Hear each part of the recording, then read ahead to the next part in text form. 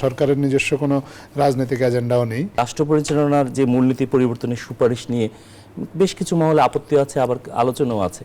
আপনি আসলে কিভাবে দেখছেন? আসলে এই ক্ষেত্রে সরকারের যারা আছে, সরকার তাদের কোনো মতামত নেই।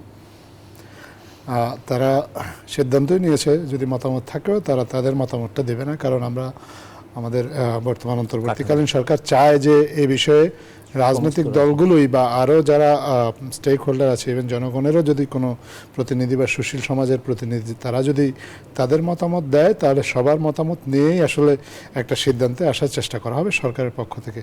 সরকার এখানে ফ্যাসিলিটেটরের রোল প্লে করছে, সরকার নিজস্ব কোনো মতামত দিচ্ছে না। আর যদি মতামত থেকেও থাকে, সেটা যদি এখন আমরা প্রকাশ করি, তাহলে তো এক ধরনের বায়াসনেসটা চলে আসে, যে মনে হতে পারে যে আমরা হয়তো এটাই এস্টাবলিশ করার চেষ্টা করছি। কিন্তু আদতে বাস্তবতা হচ্ছে যে সরকার নিজে থেকে কোনো কিছু স্টাবলিশ করার চেষ্টা করছে না, নিজে থেকে তার সরকারের নিজস্ব কোনো রাজনৈতিক এজেন্ডাও নেই।